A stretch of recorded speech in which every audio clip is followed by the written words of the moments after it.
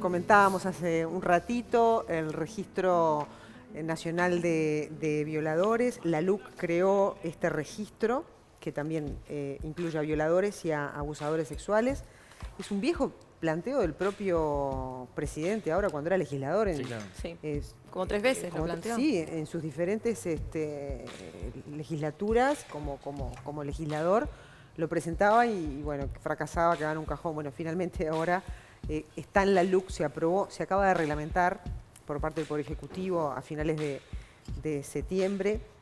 Lo que plantea este recurso ahora que tenemos todos es el que quien haya tenido antecedentes de estas características tenga la obligación de inscribirse en un registro que es el que va a ser de acceso nacional y al que las empresas van a poder acceder para cuando ingresa un empleado, solicitarle ese certificado para constatar de que no tenga ese antecedente, ¿no? Si está libre de, digamos, de este tipo de delitos.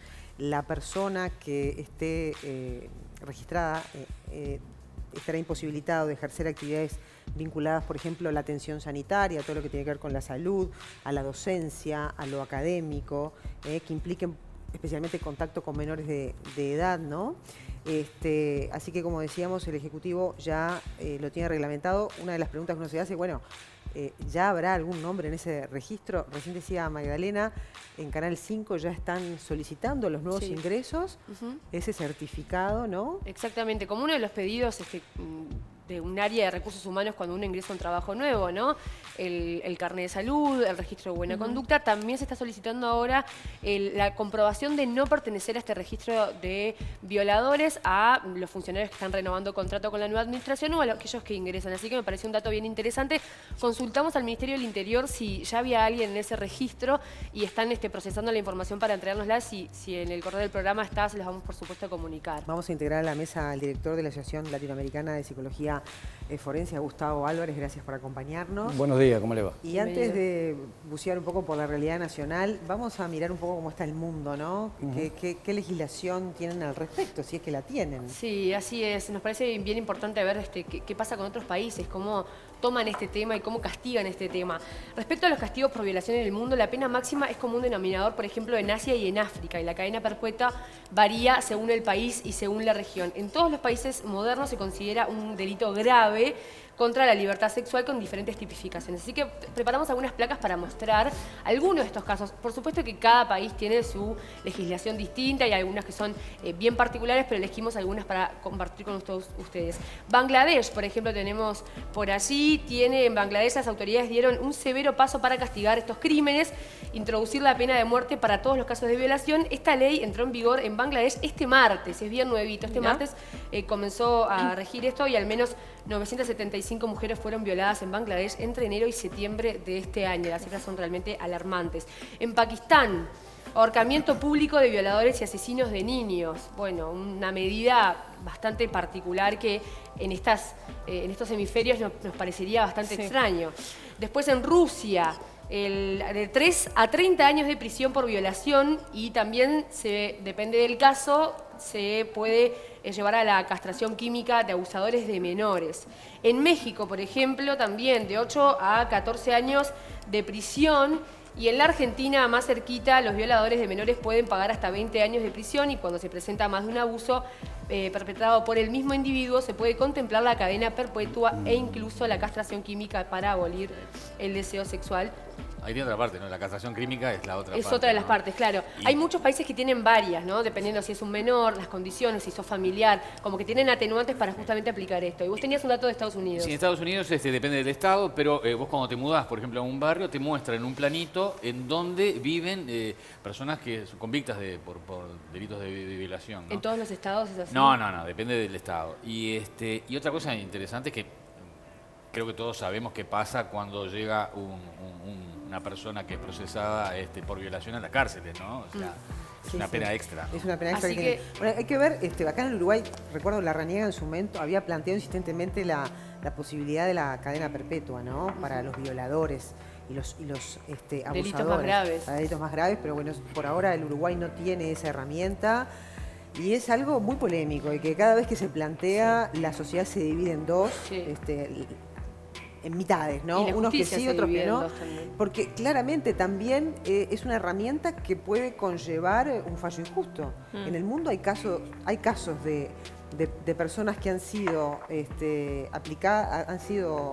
condenados a cadena perpetua y después se demostró que eran inocentes. Y si ¿no? los matan, no puedes volver El atrás. estigma, además el estigma del violeta, como se lo conoce en las cárceles, es terrible. Es peor que el del asesino. Bueno, Claro. un estigma que se creó él mismo, ¿no? Obvio. Si es culpable. Bueno, pero pasando raya, cadena perpetua, castración química y, por ejemplo, Rusia, de 3 a 20 años. Violaste a alguien y te vas 3 años a la cárcel. Claro. Es raro, así que es súper diverso en el mundo. Y en Uruguay estamos empezando a dar alguna señal. Gustavo, si bien vos no estás articulando este nuevo herramienta legal que ahora tenemos con la LUC, ¿tenés información acerca de si ya se ha dictado alguna sentencia de condena que inhabilite de repente a alguna persona y que ya haya gente en este registro? ¿Tenés información de eso? No, específicamente de eso no, pero me quedo un poco con lo que decía Magdalena en cuanto a que en el mundo, o no sé quién fue que lo dijo, que en el mundo hay fallos judiciales que realmente son fallos. No en el mundo, acá en Uruguay. Yo he participado ya de varios audiencias, de varios casos judiciales, donde después de estar 14 meses preso por violación de la niña, se descubrió que no. Se descubrió, me refiero entre comillas, ¿no? Entonces, el tema del registro, y acá yo hago un paréntesis, porque como bien decías tú, acá la sociedad se divide. Parece que si uno habla no alienado a un determinado discurso, automáticamente está defendiendo a los violadores. Cosa que no es así. No es así. Lo que sí debemos defender desde la psicología jurídica y forense y lo jurídico es que realmente vaya y caiga todo el peso de la justicia sobre los culpables. Claro. Y no sobre aquellos en donde existen dudas más que razonables muchas veces, porque no olvidemos que la pena privativa de libertad termina siendo el último eslabón de una cadena que se inicia con un eventual hecho o presunto hecho, un juicio, una investigación fiscal, una pericia psicológica o psicoforense y después termina la pena privativa de libertad. Si cualquiera de esos eslabones precedentes son frágiles, bueno, de repente no. De hecho, les digo, este año llevamos 10 absoluciones. ¿Bien? Mucho. Es mucho y da cuenta del riesgo que implica esto. Pero usted no confía en que este registro será fiable, porque se van a dar nombres, apellidos, fotografía actualizada, fecha y lugar de nacimiento, nacionalidad, un montón de datos. ¿No confía en que esto sea realmente efectivo? No, me expresé mal, seguramente. Lo que yo digo es que quien esté con una sentencia firme, tal vez no, ya tenemos casuística de que no son culpables. Claro. Entonces, ¿usted cómo soluciona eso? Porque acá lo que estamos decretando es una muerte civil, y reitero, no estoy defendiendo a los violadores de niños, pero acá estamos decretando la muerte civil de aquel que viola a un niño, pero también de aquel muchacho de 19 años que drogado o alcoholizado manosea a la novia y le hacen la denuncia. No, pero para explicarle a la gente, ¿no?, que nos está viendo, ¿qué pasos, en qué momentos quedan registrados en este Con registro, sentencia ¿no? firme. Luego de salir. Claro, sus cuando está con condenas. sentencia firme, Claro. por lo que dice la ley, ya quedaría dentro del registro. Con el Pero- último fallo de la justicia Claro, es que claro, va el registro. claro. Hay, igual uno, por lo menos mi percepción histórica, que hay un mayor contralor social a no equivocarnos en el señalamiento. Y te voy a explicar por qué. A ver. Recuerdo casos periodísticos, coberturas periodísticas, que señalaban la casa de un supuesto violador.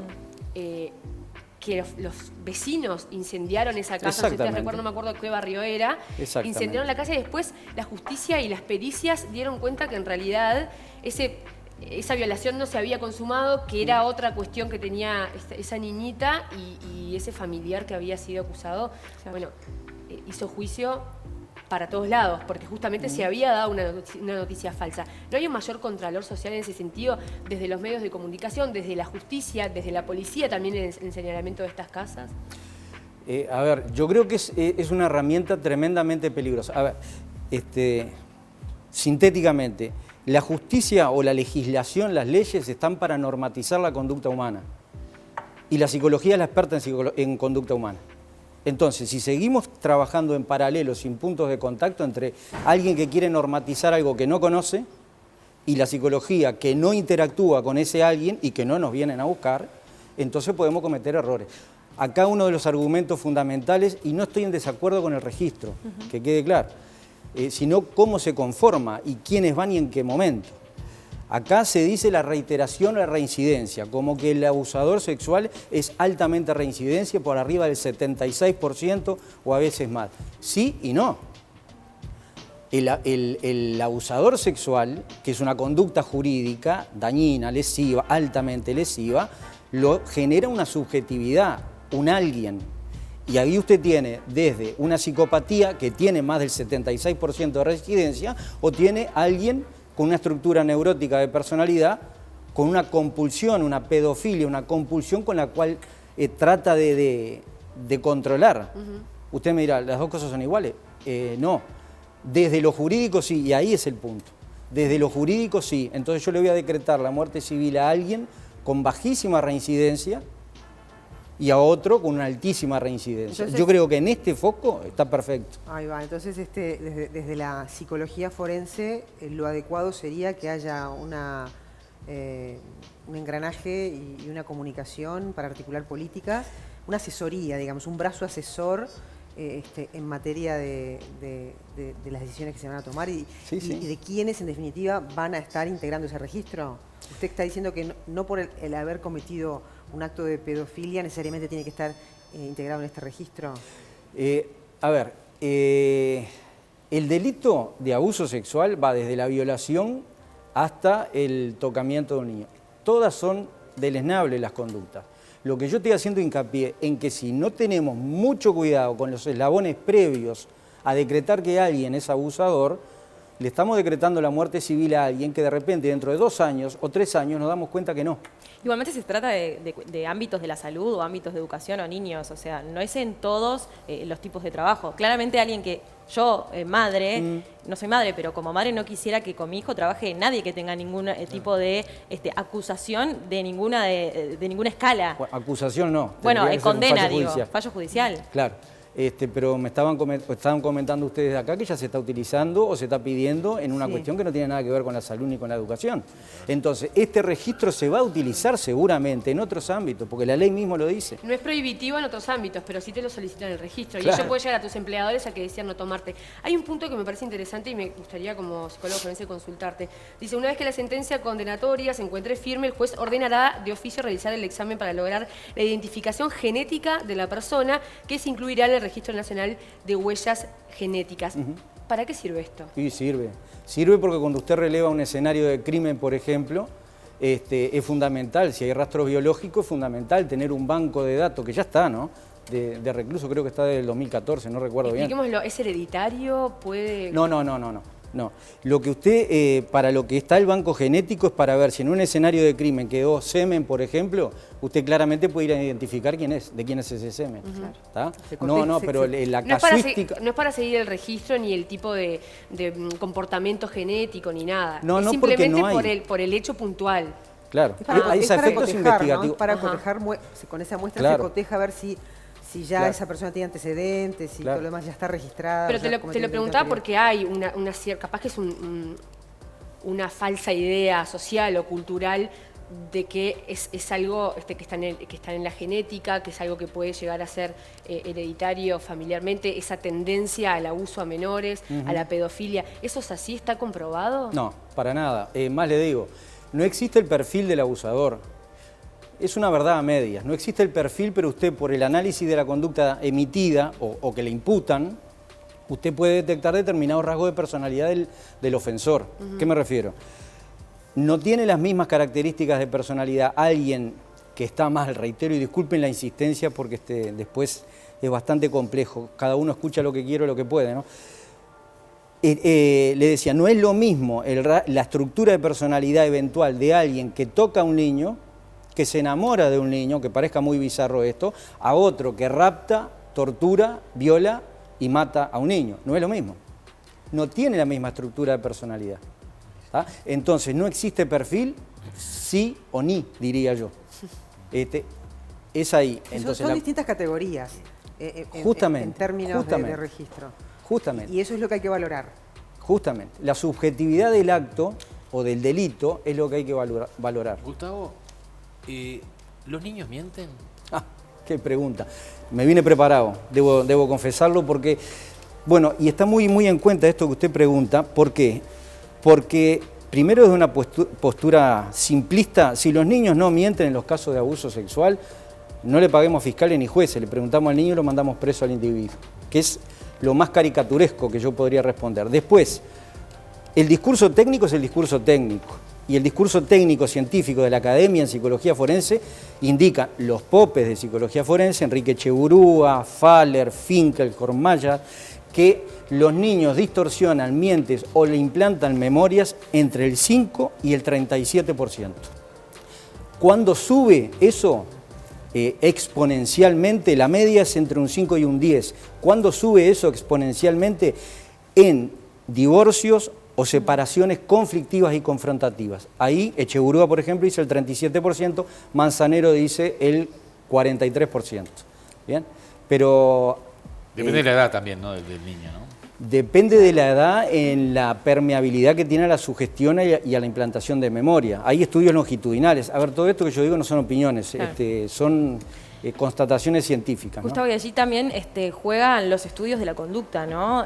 Más allá del contexto de cómo el niño, en torno a ese relato, cómo es su vida, cuál es su comportamiento, si es introvertido, ¿no? Allí también hay que tomar otras variables. Para la detección, dice Para usted. la detección de si está realmente viviendo una situación de violencia o si es esa implantación de la que usted habla. Claro, a ver, el relato de los niños presuntamente abusados, cómo se debe hacer, es un protocolo internacional que se tiene que tomar y que es tremendamente complejo y que acá no se hace. La cámara Gesell, lo que todos conocemos como la cámara Gesell. Bueno, acá sí se hace, pero se hace no con un contenido técnico. Pero ese es otro tema que da para 2 programas. Lo hacemos otro día, si le parece, ¿no? Como ustedes quieran. Es bien interesante. No, una chiquitita técnica. Pensando en el caso de la Operación Océano, una vez que esté el fallo final para algunos de ellos, ¿es considerado violación si son menores o es explotación sexual? ¿Cuál es la diferencia? No importa. La ley dice violaciones, abusos, atentados violentos al pudor, hay una discriminación. ¿Irían para ese registro? Sí, claro. O sea que todos los imputados, cuando tengan fallo final, van a estar en ese registro, ¿no? Exactamente. Bueno, hay mucho camino por andar, ¿eh? A la demasiado, luz diría de yo. todo lo que usted ha planteado, porque en definitiva es medir a todos con la misma vara. Y eso a veces trae injusticias. Sí, y hay que comunicar a la sociedad también estos temas, ¿no? Porque es bien importante entender a quiénes, cómo, por qué, cómo sería ese registro. Porque es una herramienta necesaria, uno termina pero hay que comunicarla. estigmatizando a mucha gente también, ¿no? Sin lugar a dudas. Y una cortita, si me permite, cuando usted decía hay que informar a la gente. Lo que hay que empezar a tratar, y es lo que yo vengo desde hace mucho tiempo con la Asociación Latinoamericana y la Asociación Uruguaya de Psicología Forense, es tratar de que se sepa realmente qué es lo que hace la psicología jurídica y forense.